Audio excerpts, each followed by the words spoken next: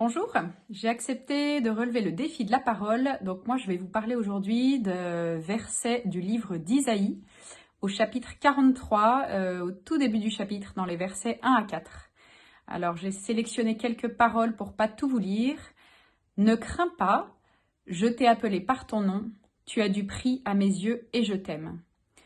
Alors pour resituer un tout petit peu le contexte de ces paroles, elles ont été dites par le prophète Isaïe au peuple d'Israël qui à cette époque était divisé en deux royaumes et les deux royaumes se détournaient de leur Dieu et croyaient en des divinités païennes.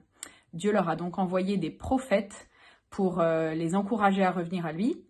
Les prophètes rappelaient sans cesse au peuple d'Israël l'amour de Dieu et leur annonçaient aussi la venue du Sauveur.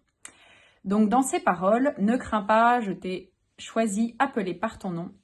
Dieu rappelle au peuple d'Israël qu'il est le peuple élu. Mais dans cette parole, Dieu me parle aussi à moi, Raphaël, et il veut me rappeler qu'il m'a choisi, qu'il m'a appelé par mon nom pour bâtir son église, pour être une pierre vivante de son église. Si je suis là, ce n'est pas par hasard, c'est Dieu qui m'a choisi, qui m'a appelé.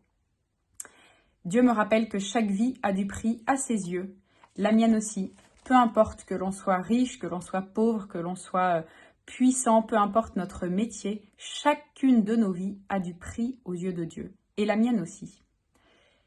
Dieu nous a choisis, chacun de nous, il m'a choisi pour bâtir son église et pour aimer. Dans ses paroles, il nous dit aussi qu'il ne nous laisse pas seuls, il nous dit « ne crains pas ».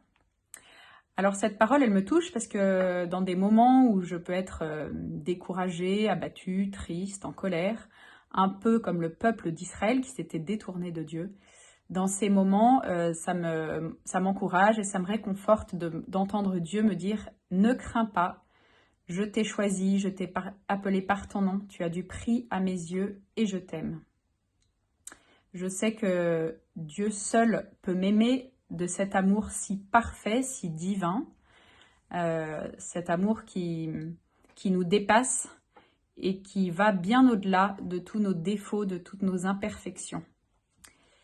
Voilà ce que je voulais partager avec vous aujourd'hui. J'ai hâte d'entendre les prochains partager la parole qui les touche. Bonne journée à tous.